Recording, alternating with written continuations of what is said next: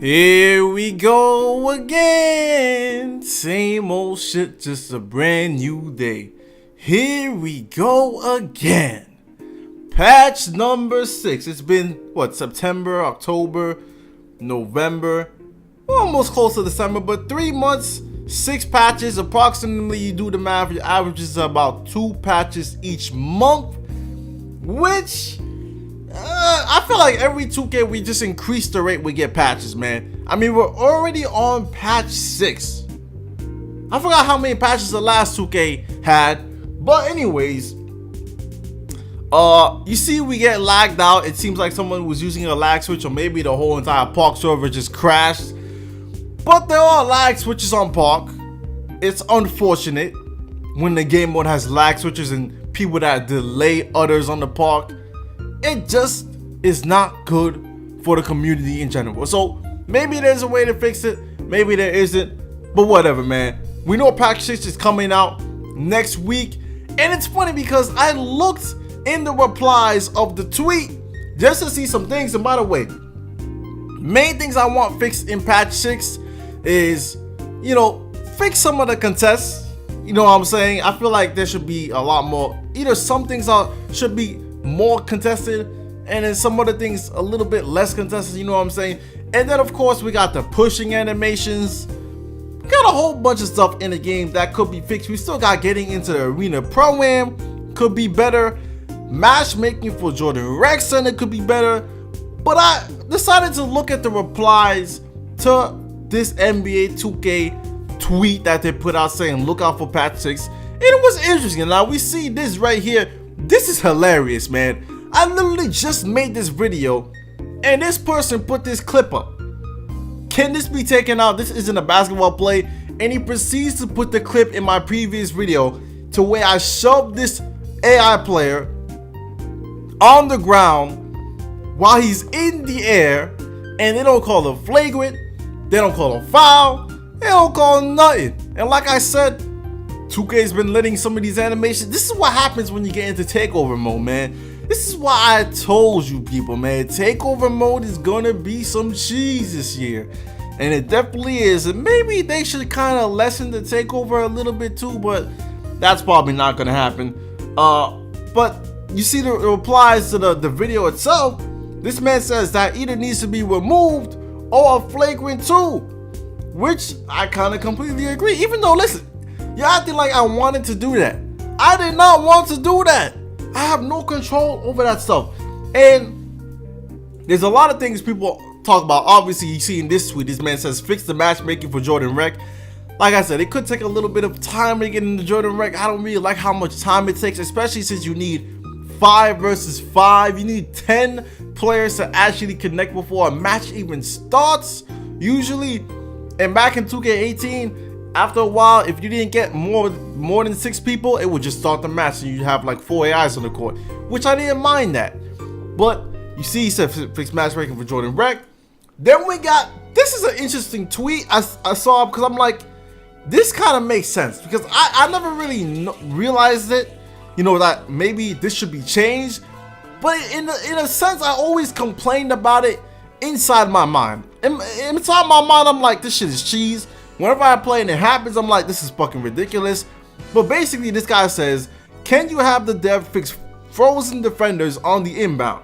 My teammate is being used as a screen against me because he can't move out the way while I'm trying my best to guard the inbound cheese. In 2K16, all defenders could move on inbound. I don't see why no one has to be frozen now. Now, it's interesting. The reason why, basically what he's talking about is when you inbound the ball on Park, right? Everybody can move except the person that's inbounding the ball and the person that's receiving the inbound. So everybody else on the court can move. So your teammates can move, but if you're inbounding the ball or you're giving the inbound, you cannot move. Well, actually, no, it's actually the other way. It's actually not even like that. Actually, you receive the inbound, and as you receive the inbound, the person that inbounded the ball to you or checks the ball to you can't move. Now, back in the day, people thought this was cheese because, oh, well, you have 3 people guarding 2 players. and you can't get the ball off. You can't pass the ball. Well, listen, I think in my opinion, as soon as you inbound the ball, or as soon as you check the ball, first of all, the check should be, pretty close. But as soon as you check the ball, the person who has the ball should be able to move. Now, the reason why I think they also changed this is because back in previous 2Ks, people were ball hogging. So you got the person that's receiving the inbound or receiving the check ball hogging most of the game. And it was a problem back in the day. Obviously, if you're playing with a squad, it's not really a problem. If you're playing with good IQ players, it's not really a problem. But that's one of the reasons why I think 2K also changed it, because people were just getting the check all the time. They were always getting the ball, and the same player was getting the ball and cheesing it and not passing the ball or doing whatever. So it kind of emphasized team play. But by having the person that checked you the ball be frozen, now he acts as a blockage. He acts as a barrier to guard the other niggas. Because all these, and this is why the pure sharp cheese and the pure stretch cheese, these niggas, all they do is go around the perimeter, especially on the inbound check. They just go around trying to get open, and you, as a defender trying to follow them, you might get caught up in between these two people right here. It's an inadvertent screen happening, and you can't do nothing about it. And I thought this was an interesting tweet, because maybe they should address this, and maybe they should change it and see how it works in Park now. Because maybe I don't think there's going to be a lot more, ball hoggers anyways. I mean, if you listen, I just don't think so. But I thought this was an interesting tweet.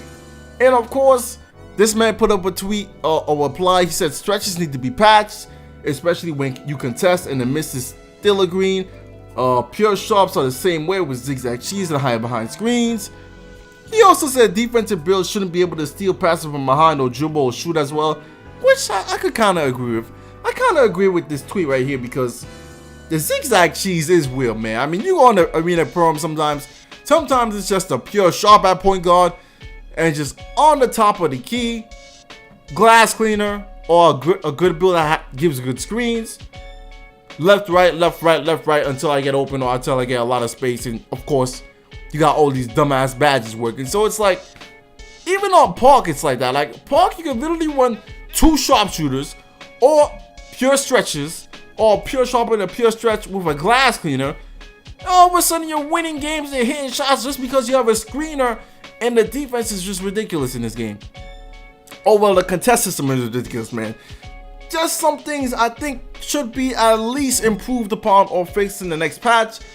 But by the way, man, it's going to be interesting to see what this next patch is. Because if 2K ends up patching shit we don't care about again, it's over for this game, man. I mean, it's sick and tired. Some people are already getting sick and tired. But let me know what you guys want patched in the next patch. Let me know what you think about these tweets. Leave a like for more. I'm out for now. Peace.